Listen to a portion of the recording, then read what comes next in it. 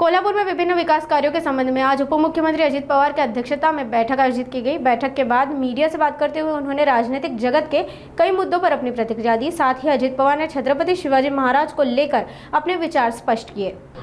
मी काय म्हणावं, लोकशाहीमध्ये तो ज्याचा त्याचा अधिकार आहे। संविधानाच्या बद्दल शेवटच्या 2 दिवसात इतकी उत्तम चर्चा झाली की उद्धव ठाकरेंच्या पक्षाचे नेते विधिमंडळातले भास्करराव जाधव यांनीच अभिनंदन केलं की त्याची पुस्तिका काढा आणि ते सगळ्यांना सर्क्युलेट करा। एवढं सुंदर भाषण राज्याच्या मुख्यमंत्र्यांनी तिथं केलं। नंबर 1, आमचं अधिवेशन 4 आठवड्याचं झालं। पत्रकार मित्रांनो, मागचं रेकॉर्ड काढून बघा। 4 आठवड्यात रोज आम्ही वर्किंग डेला 9 तास काम करत होतो। म्हणजे 1.5 दिवसाचं काम आम्ही तिथं करत होतो। सकाळपासून अनेक लक्षवेधी मार्गी लागल्या, प्रश्नोत्तराच्या गोष्टी मार्गी लागल्या, साधारण राज्य सरकारची काय भूमिका आहे ती सांगण्यात आली। अर्थसंकल्प 7,20,00,000 कोटीचा मांडण्यात आला, त्याच्याबद्दल सगळी साधक बाधक चर्चा झाली।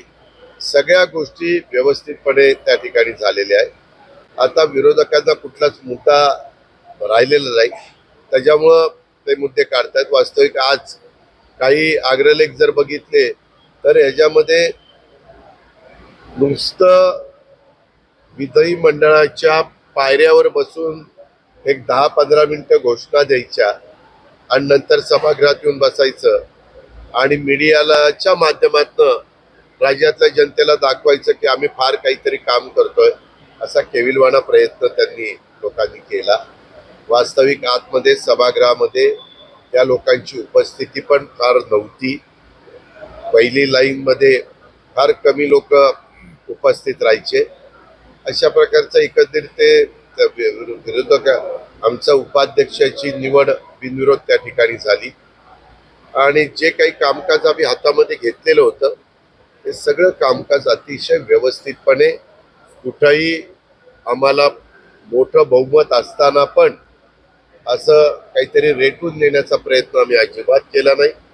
लोकशाहीची जी तत्व असतात, जी मूल्य असतात, संविधानाने ज्या बाबी आपल्याला सांगितलेल्या आहेत त्या सगळ्याचा आम्ही नीटपणे आदर ठेवून महायुतीच्या सरकारच्या मुख्यमंत्री, दोन्ही उपमुख्यमंत्री, मंत्रिमंडळाने आणि सत्ताधारी पक्षाच्या आमदारांनी हे व्यवस्थित, प्रत्येक जण त्यांना जे वाटतं ते बोलू शकता, परंतु आजपर्यंत तुम्ही शिवाजी महाराजांची सगळी पुस्तकं महाराजांवर असलेली पहा।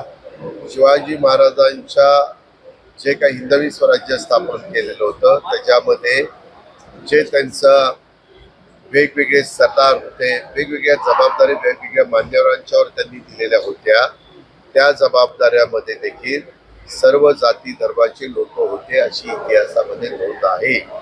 आणि शिवाजी महाराजांचा जर इतिहास आपण सगळ्यांनी पाहिला तर शिवाजी महाराज एक आदर्श राजा होते, रयतेचे राजा होते। राजा कसा असला पाहिजे, जगाने पण मान्य केलं की छत्रपती शिवाजी महाराजांच्या सारखा द्रष्टा राजा हा फार क्वचित इतर ठिकाणी पाहायला मिळाला। एवढं महाराजांचं